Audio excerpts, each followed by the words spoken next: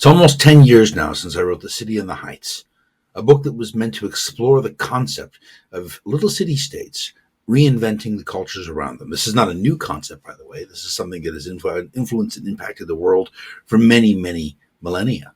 The case of Athens is one of the oldest and most known. Athenian culture, more than Athenian military might, ended up changing the entire world and became known as Hellenism. It reached from India to Morocco and Spain and every place else. Not every place else, of course. China was pretty immune to that. But as you move forward in time, you see other examples of these little city-states changing the world around them. West Berlin impacted the USSR. Hong Kong, while it certainly didn't bring political freedom to China, changed the Chinese economic model. And you see other cases. The UAE right now is changing the Arab and the Muslim world, despite the fact it's just a city. Why do cities do this? Cities do this because they're small places that are able to bring in innovation and change in a way that large places with built-up cultures and well-established mechanisms for how things work really aren't. They have a much harder time changing unless there's an example there to guide them. So The City in the Heights was the idea of an example to create a city that would be a model for the Syrian civil war and help bring Syrian and Arab culture in Iraq and Lebanon and other places out of where it is currently and this massive cycle of violence and corruption. Well, right now, there's in Gaza the opportunity to establish exactly this sort of reality.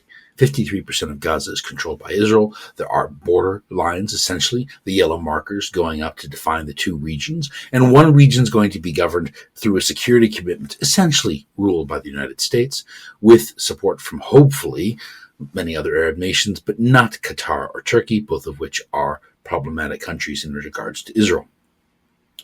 The challenge is, well, just to go a little bit more specifically, I created the North Gaza Plan, which is a very detailed plan available at northgaza.org to discuss what this sort of entity would look like and how it could change Palestinian culture.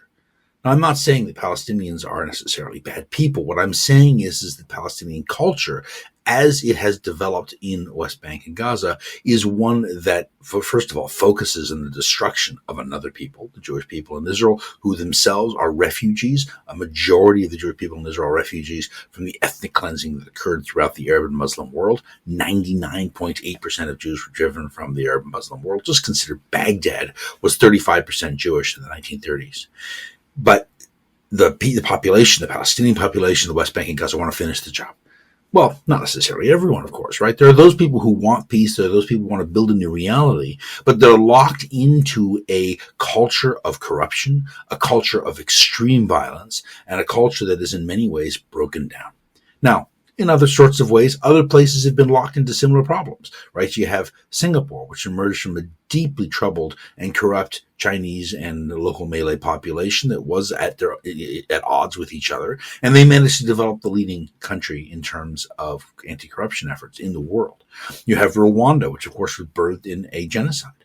You have all sorts of different situations in which cultures find a way, often through small countries and city-states, to get past these sorts of challenges. Amsterdam help recreate Europe by virtue of introducing just the very germ, the very beginnings of the idea of religious tolerance and enabling Europe to get away from things like the 30 Years' War, which killed 30% of Europe's population. It's a war like nothing we've seen, except maybe in Sudan right now.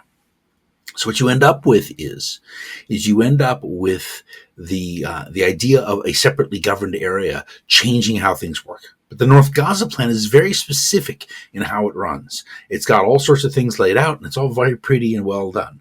The problem is that reality is often quite a bit messier than plans. So what I want to do over the next couple episodes is, or the next couple days at least, or maybe even weeks, is discuss ways in which the North Gaza Plan aspects of the North Gaza Plan can be brought into play to help make what happens in the part of Gaza that Israel controls more effective at lifting up Palestinian culture and enabling peace in the future.